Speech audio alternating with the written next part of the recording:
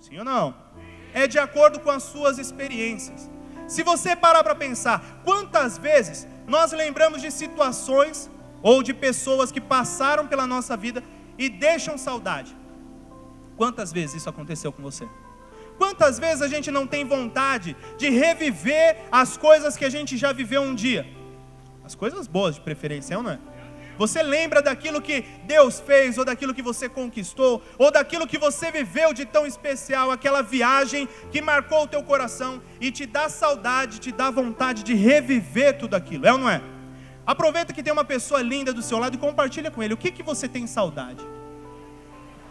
Não é para você perguntar, é para você compartilhar, para você contar a sua saudade.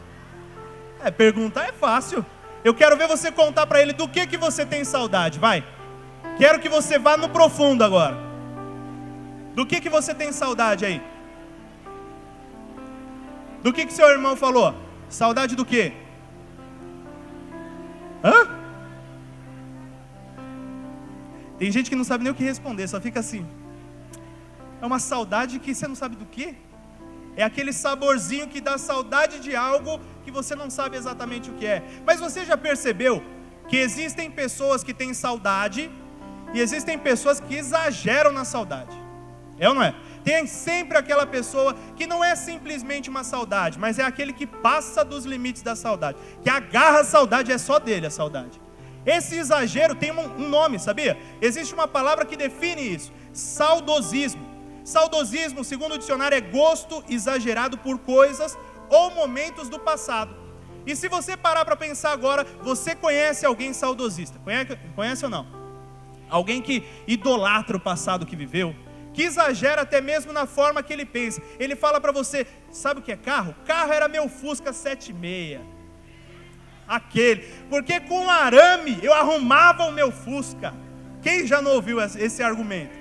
Quem já não ouviu esse argumento? Só que tem um detalhe, esse exemplo do Fusca, se ele lembra que com arame ele arrumava, é porque quebrou muitas vezes na mão dele, não é?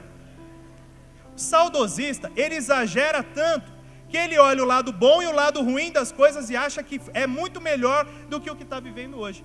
Hoje o cara pode ter um Gol, pode ter um Palio, mas ele lembra do Fusca 76 que ele remendava, que amarrava a porta para não abrir quando virava na curva. É ou não é? Que não tinha retrovisor, tinha que ficar olhando por cima do ombro da pessoa do lado, que não tinha o assoalho, que ficava parecendo o carro dos Flintstones, né? Que via o chão correndo assim por baixo. Mas ele lembra daquilo como algo especial, mesmo sem ser tão especial. É ou não é? Saudosista é isso. O problema maior de um saudosista é que ele exagera tanto, ele se prende tanto ao passado, que ele não sabe viver o presente. Que ele não sabe ver o presente como algo especial. Repete comigo, ele não sabe ver o presente como algo especial. Por quê? Ele se apega ao bem, ele se apega ao mal, ele se apega a tudo que ele viveu e fica preso no passado. Quem fica preso no passado não vive o presente e não vive o futuro, sim ou não? Sim. Se a gente for pensar em caminhar com Deus, funciona da mesma forma. Quem aqui tem alguma experiência que viveu com Deus, Deus marcou a tua vida, Deus fez alguma coisa lá no passado, que você se lembre e glorifica Ele todos os dias por isso? Glória a Deus por isso. Isso é uma bênção, porque essa necessidade, essa afirmação, é o que te dá fé para continuar. Mas sabe como é que funciona algumas pessoas que exageram em lembrar lá de trás? Ele se apega às coisas que Deus fez e esquece que Deus continua fazendo. Ele se apega ao que Deus fez e se esquece do que Deus continua fazendo. Ele não olha que o Deus que fez um dia é o Deus que continua se movendo hoje e é o Deus que fará amanhã. Ele só olha para aquilo que Deus já fez. Por isso eu quero dizer para você que muitas vezes a gente age assim, se apegando ao passado e esquecendo das coisas que são do nosso presente e das coisas que virão no futuro, que Deus já tem colocado na nossa vida. Às vezes você se apega àquilo que te dá fé, àquilo que te dá esperança lá de trás, mas você esquece que o mesmo Deus que começou a boa obra na tua vida, Ele é fiel, Ele é justo, Ele é poderoso para fazer hoje, amanhã, depois de amanhã e te surpreender todos os dias da sua vida. É isso. Às vezes a gente esquece, mas esse é o Deus que nós servimos. É com esse Deus que nós vivemos e vamos viver a eternidade. Você pode dar um glória a Deus de verdade por isso? Falar de eternidade é o maior presente que Deus poderia nos dar. Por isso hoje eu quero falar com você sobre o tema não olhe para trás. Repete comigo bem alto, não olhe para trás. Olha para a pessoa do seu lado e diga aí, não olhe para trás. Olha para o outro lado e diga aí, não olhe para trás. Olhe para trás e diga, não olhe para trás. Não é para você olhar para trás. Te peguei agora, né? Te peguei. Eu fiquei treinando essa em casa, para te pegar, e deu certo. Gênesis capítulo 19, a gente vai falar sobre uma história que fala sobre isso muito claramente. Você já conhece, mas eu quero simplesmente te mostrar algumas coisas que talvez você nunca tenha percebido. Em Gênesis você conhece uma pessoa chamada Abrão. Repete comigo, Abrão. Abrão era um cara que tinha uma esposa, que tinha uma família que morava perto dele. E aí um dia Deus chega para ele e fala assim, Abrão, sai do meio da tua casa, sai do meio da tua parentela e vai para o lugar que eu te mostrar. Abrão fala que sim, ele se determina a viver isso, só que tem um detalhe, ele leva a esposa e leva o sobrinho. Quem era o sobrinho de Abrão? Ló. Ló, com certeza era alguém do coração de Abrão. Abrão olhava para Ló e com certeza chamava ele de Lózinho.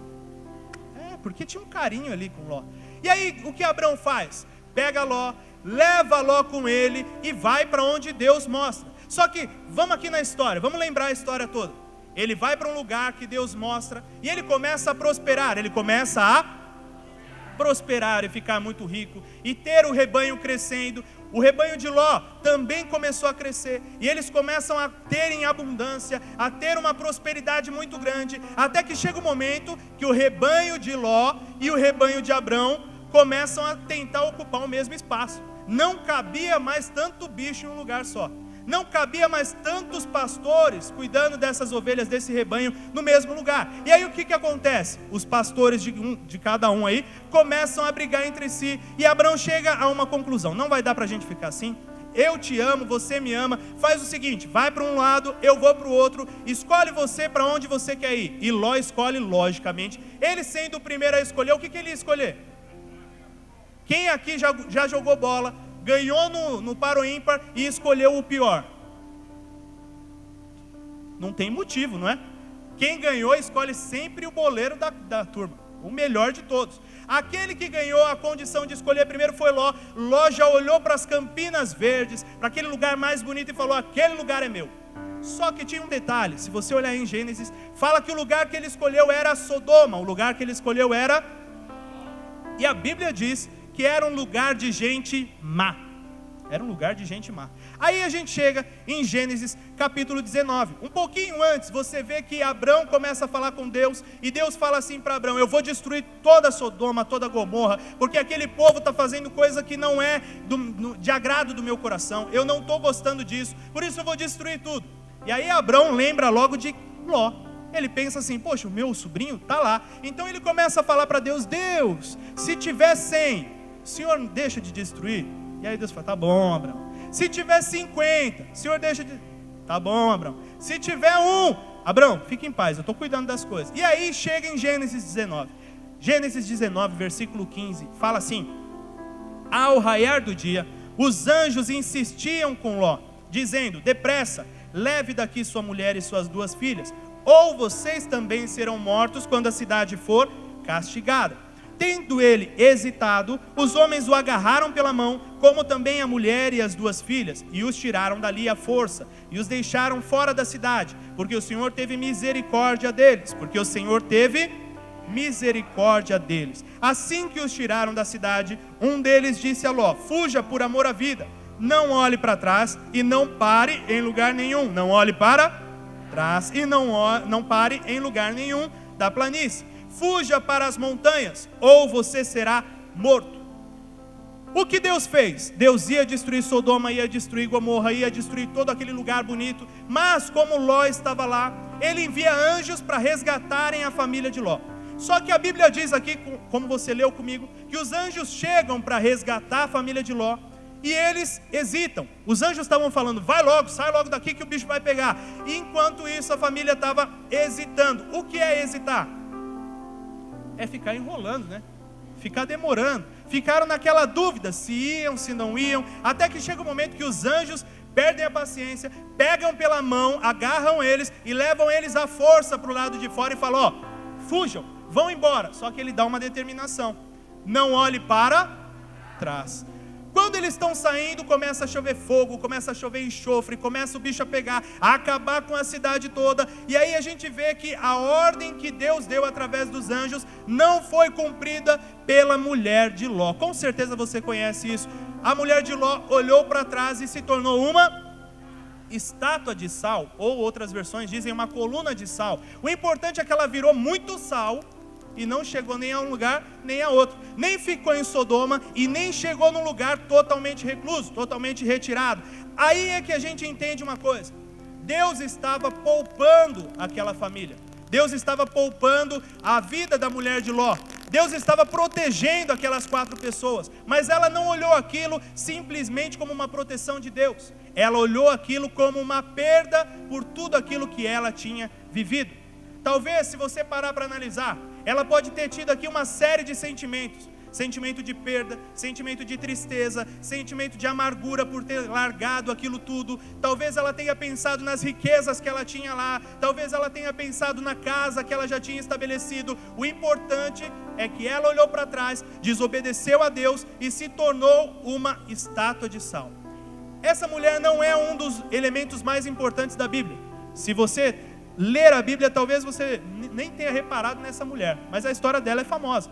Agora, por que ela é famosa? Porque ela se tornou uma estátua de sal? Não, porque ela olhou para trás, não é? De acordo com essa história, a gente pode aprender algumas coisas. A primeira coisa que a gente pode aprender: quem olha para trás alimenta a saudade de coisas que não fazem sentido. Olha para a pessoa do seu lado e repita para ele: quem olha para trás alimenta a saudade de coisas que não fazem sentido. A verdade é que ela não se desligou daquilo que ela vivia naquela cidade. Ela não se desligou daquilo que ela tinha como conexão com aquele lugar. Talvez, se você parar para pensar, você olhe simplesmente que Sodoma era um lugar ruim, mas a Bíblia diz que tinha algumas coisas boas. Era o melhor lugar da região de beleza, era o lugar mais bonito. Se você parar para pensar, eles já chegaram em Sodoma ricos, então toda a riqueza deles estava lá também. Talvez você não pense nisso, mas eles estavam firmando raízes ali, porque as filhas deles já tinham noivos, ou seja, iam casar e iam se tornar parte da comunidade de verdade. Tudo isso eram pontos bons que a mulher podia enxergar, só que tinha outros pontos ruins muito maiores do que os pontos bons. Aquele lugar era um lugar de prostituição. Repete comigo: prostituição, promiscuidade. Repete aí, vai, me ajuda aí: promiscuidade, sodomia. Tem gente que não sabe o que é sodomia. É ser ligado ao homossexualismo. Na época, essa cidade valia tudo, ninguém era de ninguém, entendeu? Era isso. A questão é que esses princípios ruins, esses princípios errados, que eram tão grandes, não eram pesados na balança dessa mulher, como se fossem coisas tão ruins assim. Ela já estava acostumada, por isso ela alimentou a saudade, ela alimentou a perda daquilo, ela se sentiu ligada, conectada àquela cidade, e por isso ela olhou para trás. Talvez você fale: gente, mas era uma cidade tão ruim, e mesmo assim ela olhou para trás, mesmo assim ela pensou em um sentimento de perda. Eu tenho outro exemplo que é pior ainda, quer ver? O povo de Israel ficou preso no Egito como escravo. Como? Escravo. Eles estavam lá servindo a Faraó, servindo ao Egito como escravos, não tinham direito a nada. E aí a Bíblia diz que Deus foi lá, enviou Moisés, resgatou eles. E quando chega em Números, tem uma passagem que diz que eles começam a reclamar para Moisés, falando assim: ai, que saudade do Egito. E aí você quer ler para saber que saudade do que eles tinham. E aí eles falam assim: que saudade da comida que a gente comia lá. O que eles comiam lá? E eles mesmos respondem: dos peixes. Quem aqui gosta de peixe? Legal, peixinho, beleza e tal. Aí eles continuam: do pepino. Quem aqui gosta de pepino? Olha como o número de mãos reduziram. Vamos continuar. Eles falam também: alho poró. Quem aqui gosta de alho poró? Puro, daquele assim, ó. E aí eles continuam de novo: cebola. Quem aqui come cebola? Cebola bastante gente come. E aí eles terminam com alho, o alho que você conhece. Quem aqui gosta de alho? Vocês que disseram que gostaram de alho poró, de pepino, de cebola, de alho, pensa o seguinte: eles estavam falando de algo que dava saudade para eles. Saudade. Se você tivesse que comer uma refeição com isso tudo misturado, você comeria? Quem comeria? Levanta a mão. Você que está com a mão erguida, você comeria 30 dias essa mesma comida? 40 anos essa mesma comida? E 400 anos essa mesma comida? Eles comeram 400 anos e estavam morrendo de saudade. Pelo amor de Deus, eles olhavam aquilo como algo que dava saudade. Só que eles esqueciam do outro lado.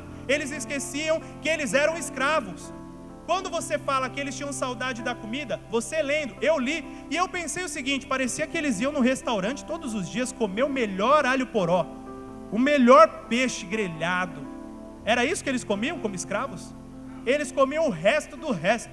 E mesmo assim, estavam morrendo de saudade daquela comida. Olha para a pessoa do seu lado, faz uma cara de saudade desse tipo aqui. Uma saudade que não tem sentido. Se alguém falasse para você que está com saudade de comer alho poró, qual a cara que você faria para ela? E pepino junto? E cebola junto, misturadinha ali? Essa cara de saudade é uma saudade estranha, fala a verdade. É uma saudade estranha. Mas se a gente for pensar, tem um outro tipo de saudade que muitas vezes está no nosso coração. Por exemplo, estar com amigos que só nos levam para o mal. Quantos aqui abandonaram amigos que só nos levavam para o mal quando chegaram na igreja? Você não tinha amigos que só te conduziam para coisa ruim e você nem percebia. Muitas vezes a gente está aqui dentro da igreja e bate uma saudade daquele amigo. Bate uma saudade daqueles lugares que você ia, do rancho do Serjão. Uma saudade do Arrocha. Você está com saudade do pepino e do alho poró? Eles eram escravos e tinham saudade de nada, mas que para eles, na visão deles, valia alguma coisa. Se a gente olhando e vê que pepino e alho poró não deve dar saudade em ninguém, imagina Deus olhando que Ele resgatou o povo dele e tinha que ver o povo reclamando por não ter pepino e alho poró. Muitas vezes a gente para pensar que os outros são menos fiéis do que nós. Mas olha a atitude da mulher de Ló.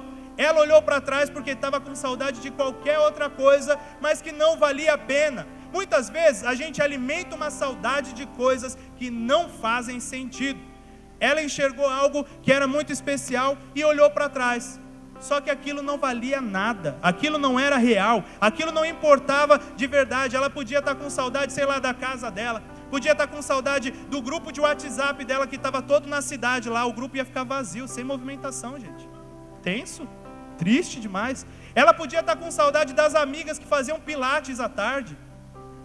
Podia estar com saudade dos amigos que pagavam um churrascão de sábado. Ela olhou para trás de saudade, mas era uma saudade que não valia nada. Olha para a pessoa do seu lado e diga: tem saudade que não faz sentido a gente sentir. Foi o que aconteceu com essa mulher.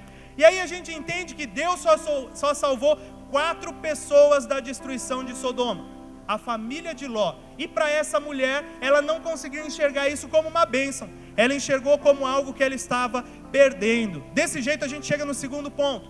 O segundo ponto é o seguinte: quem olha para trás tem dúvidas do que vem pela frente. Olha para a pessoa do seu lado e diga: quem olha para trás tem dúvidas do que vem pela frente. Quem aqui gosta de toboágua? Eu também gosto. Só que eu morro de medo de altura, gente. Sabe o que acontece muitas vezes quando eu vou no toboágua? Eu sou aquele... Você já deve ter visto alguém assim, aquele que sobe agarrado no ferro do lado da escada. Sou eu. Quando você encontrar alguém assim, você lembra do pastor Henrique. E o que acontece? Toda vez que eu subo num toboágua, eu vejo aquela situação como algo que eu tenho que passar para chegar em um lugar que eu quero aproveitar. É ou não é?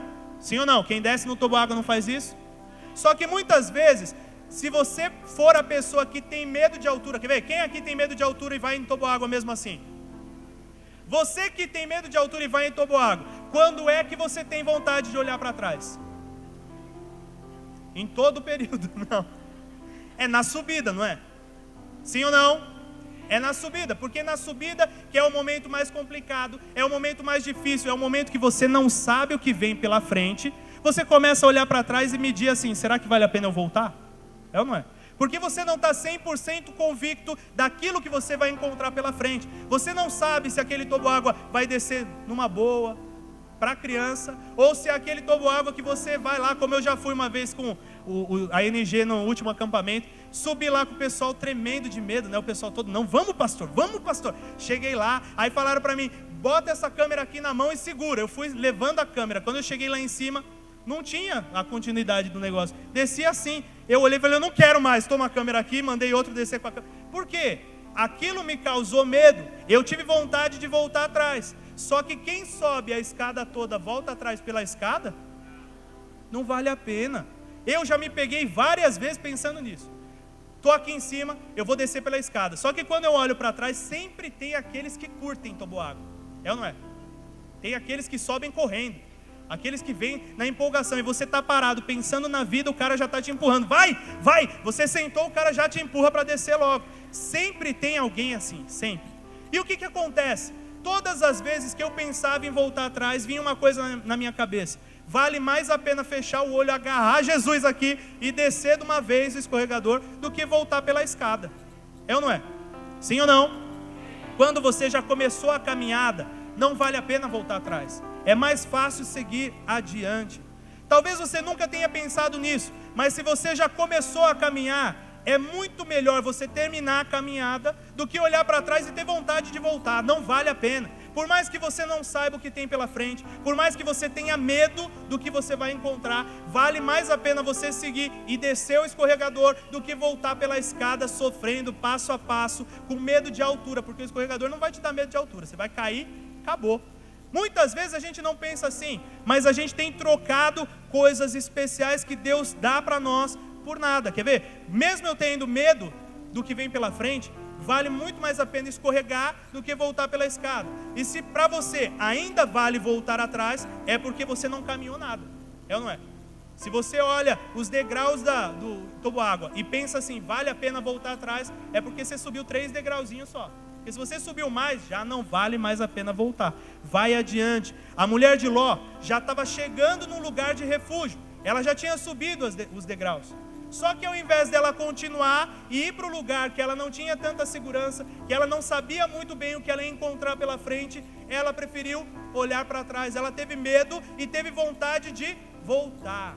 Muitas vezes a gente não pensa nisso, mas aquilo que Deus faz por nós é sempre o melhor. Sempre o melhor. Se você pensar na história dessa mulher, ela podia ter dúvida do que viria pela frente, mas os próprios anjos chegaram lá, pegaram ela pela mão, arrastaram ela para fora. Se o anjo tirou ela da cidade antes de destruir, eles não iam cuidar dela por tudo que ela precisasse? Se Deus já tinha permitido que ele tivesse riquezas antes, Deus não daria riquezas para ele de novo? Muitas vezes a gente se esquece disso. As nossas atitudes são atitudes que nos dão medo de continuar. Só que ao mesmo tempo a gente não tem medo de voltar atrás. A gente não tem medo de olhar para trás e desejar voltar da estaca zero. Se você parar para pensar, as novidades que Deus traz para nós nos dariam ânimo suficiente para continuar. Olha para a pessoa do seu lado e diga isso. As novidades que Deus traz já deveriam te dar ânimo para continuar. Já deveria ser o suficiente. Só que muitas vezes, sabe o que a gente faz? A gente olha para trás e fica como uma estátua de sal. Muitas vezes a gente faz isso na nossa vida. O que é ficar como uma estátua de sal? É ficar estático no meio do caminho. Você nem vai viver o melhor de Deus que Ele cuidou para você, e nem vai voltar atrás para ser destruído com Sodoma. Você fica no meio do caminho, estático, vendo tudo aquilo acontecer e não se movendo mais.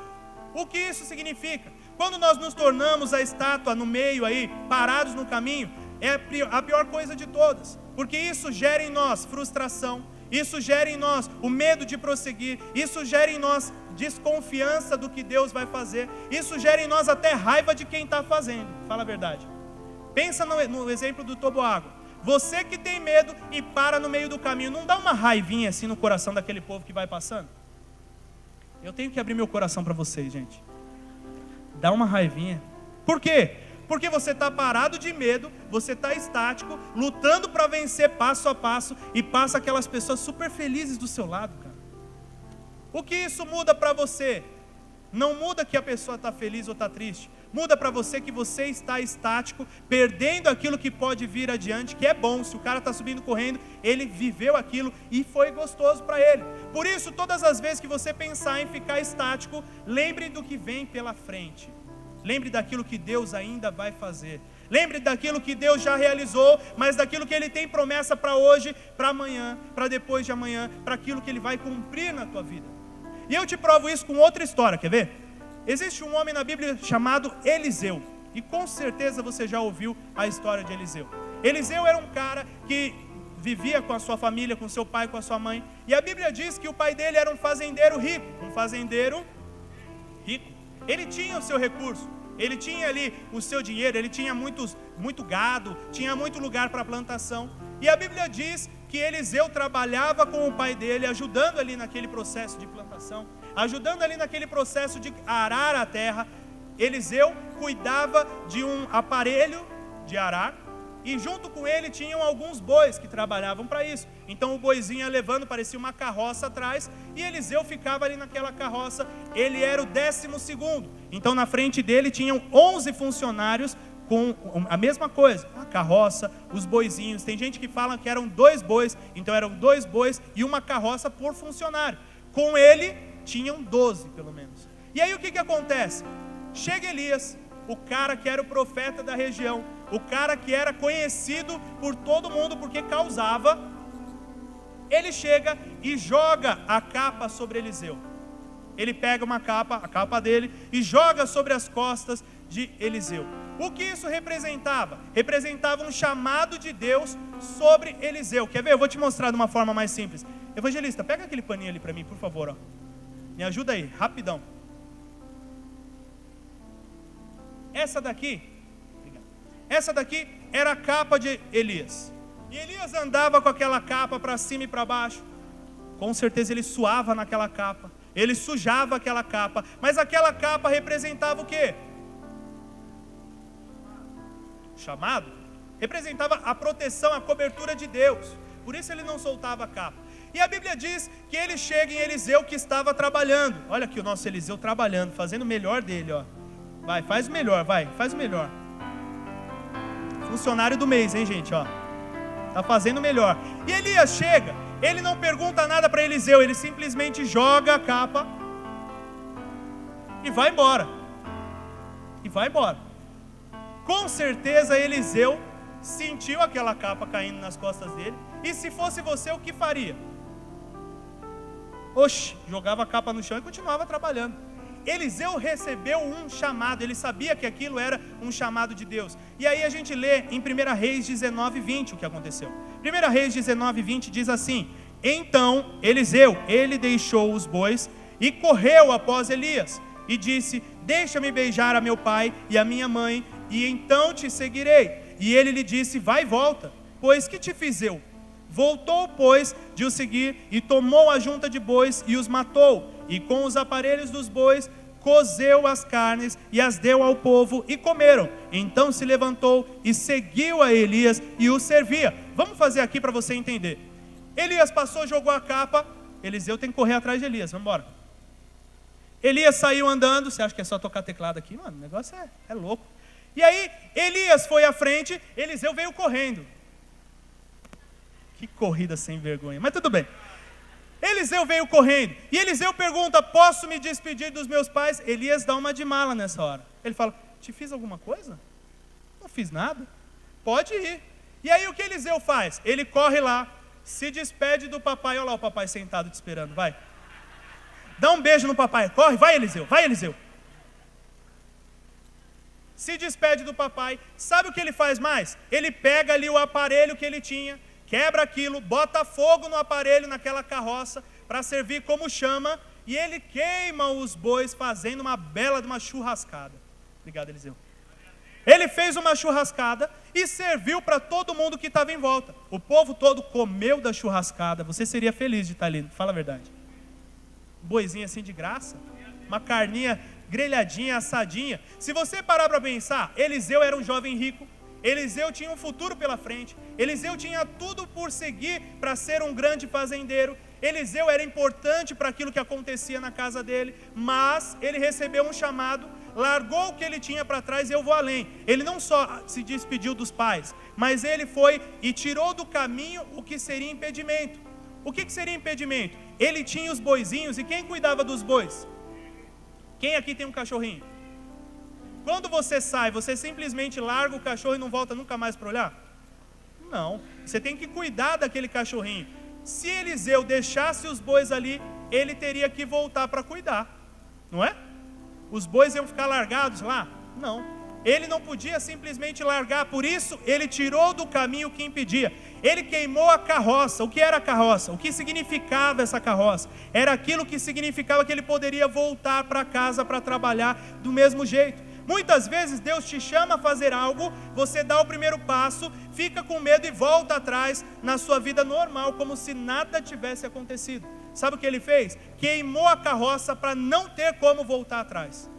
Se ele não queimasse aquela carroça, significaria que ele poderia ou não voltar atrás. Que ele poderia um dia passar vontade de estar em casa, largar tudo e olhar para trás e voltar naquilo que ele já fazia. Por isso, olha para a pessoa do seu lado e diga aí: queimar a carroça foi uma posição de fé. Ele não olhou para trás para saber o que poderia acontecer na vida dele. Ele não olhou para trás com dúvida do que viria pela frente. Vamos aqui comigo, ó. Vamos aqui comigo.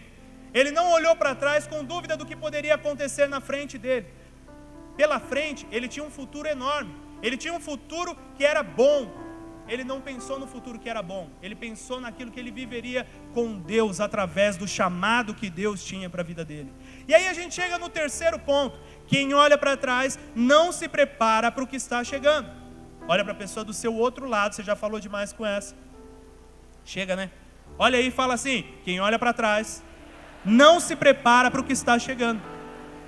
Eu li uma frase que eu tive que anotar para te contar, ó. Se você ainda está falando sobre o que fez ontem, você não tem feito muito hoje. Eu tive que anotar, porque eu achei impressionante essa frase. Se você continua falando do que já passou, é sinal que o que veio depois disso não valeu nada para você. Se você ainda continua falando do tempo que você era de outra religião e tinha poder, não vale mais nada o que está vivendo, não está valendo nada para você. Porque essa lembrança, essa memória do passado tem que passar na tua vida e você tem que viver o novo do Senhor. Quando você não se prepara para o que vai chegar na tua vida, você não tem condições de viver isso. Se queremos seguir em frente, temos que deixar o passado para trás. Eliseu não olhou para trás, por isso ele teve condição de tomar uma atitude. Ele seguiu Elias, ele seguiu Elias. E a Bíblia diz que Elias tinha como se fosse uma escola de profetas. A posição de Eliseu, sair de casa, largar o que ele tinha e ir com Elias, era para aprender aquilo que Deus tinha para ele. Era para se tornar um grande profeta nas mãos do Senhor. Ele abandonou o passado, ele abandonou o que tinha para trás, para se preparar para aquilo que Deus tinha como chamado para a vida dele. Se ele ficasse com o coração em casa, se ele ficasse com o coração nos boizinhos dele, se ele ficasse com o coração nos pais que fosse, ele não poderia ser o profeta que ele foi. Muitas vezes a gente tem vivido assim. A gente tem deixado o nosso coração lá atrás, em outras igrejas que você passou, em experiências ruins que você teve, em coisas que marcaram a tua vida negativamente. Você tem se ligado tanto a isso que você pode ser chamado de saudosista, aquele que lembra do bem e lembra do mal também. Lembra do que aconteceu de ruim. Aquela raiz de amargura é alimentada todos os dias por você. O que isso tem a ver com a sua vida? O seu chamado depende da sua liberação diante de Deus. Se você foi chamado por Deus e vai cumprir algo especial do Senhor, a primeira coisa que você tem que entender é que o passado que te marcou negativamente tem que morrer.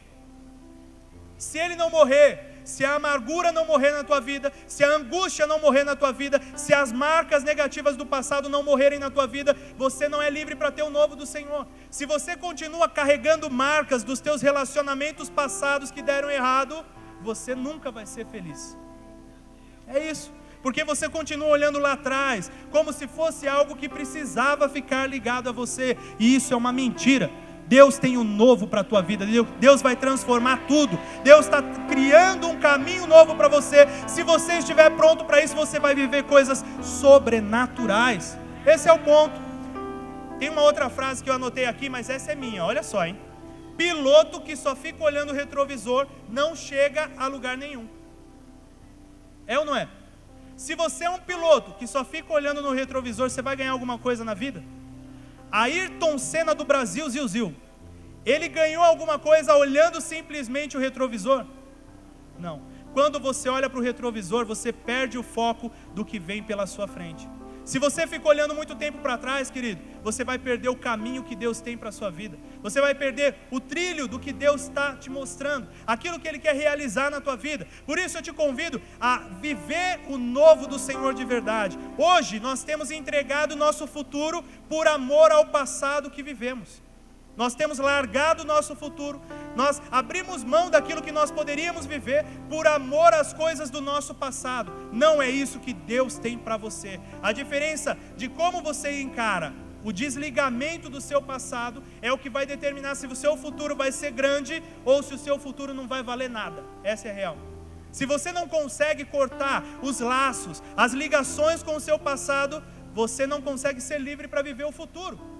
Se você entender isso na tua vida, você vai viver o novo do Senhor dia a dia. E aí sim você vai estar preparado para chegar em algo que é sobrenatural. Filipenses 3,13 fala isso muito claramente para a gente. É um versículo que tem tudo a ver. Quer ver? Paulo escreve assim, ó: irmãos, quanto a mim, não julgo que o haja alcançado, mas uma coisa faço, e é que, esquecendo-me das coisas que atrás ficam, e avançando para as que estão adiante de mim, prossigo para o alvo, pelo prêmio da soberana vocação de Deus em Cristo Jesus. Você pode dar um glória a Deus por isso? O que ele está falando aqui? Ele, resumindo o que ele falou, ele diz o seguinte: eu ainda não cheguei no objetivo, não alcancei, mas eu estou lutando para chegar lá. E o que eu faço? Eu me desprendo das coisas do passado e avanço para o meu futuro. Chega de olhar para trás, querido. Chega de ficar perdendo tempo olhando para trás, para aquilo que já marcou a tua vida negativamente, ou para aquilo que você achou que era bom, que você tem alimentado, mas que não vale a pena. É hora de viver o novo do Senhor sobre a tua vida. É tempo de você dar o próximo passo e conhecer a grandeza de Deus sobre você, de conhecer a grandeza do que vem chegando. Se você ocupa o lugar com coisa velha, você não vai ter espaço para coisa nova. É ou não é? A minha esposa fala isso para mim direto no meu armário. O que você tem de velho no armário precisa estar no armário, gente? Não, arranca, que o novo chega para ocupar aquele lugar. Depende de você, depende da tua posição. Se você parar para pensar, vamos comparar aqui a esposa de Ló e Eliseu.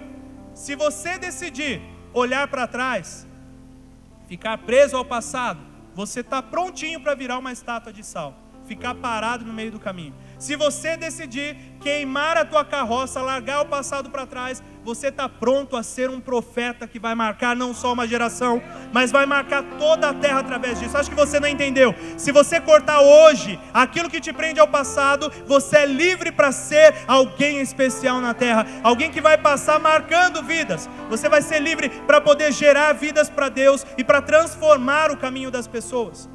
Hoje eu não estou falando aqui simplesmente de quebrar os vínculos que aconteceram há muitos anos atrás. Não estou aqui para falar de libertação, mas eu estou falando de coisas que muitas vezes nós alimentamos. A saudade daquilo que a gente deixou lá atrás e que não era bom. E na nossa cabeça a gente finge que é. Sabe aquela amizade ruim, tóxica? É ela mesma que eu estou falando. Sabe aqueles relacionamentos que te trouxeram mal? É isso mesmo que eu estou falando. Aqueles lugares que você não deveria frequentar? É isso. Aquele desejo de vingança que muitas vezes passa no coração do vaso. Tem que morrer hoje. Para isso eu te convido a ficar de pé. Dá um glória a Deus bem alto aí, vai.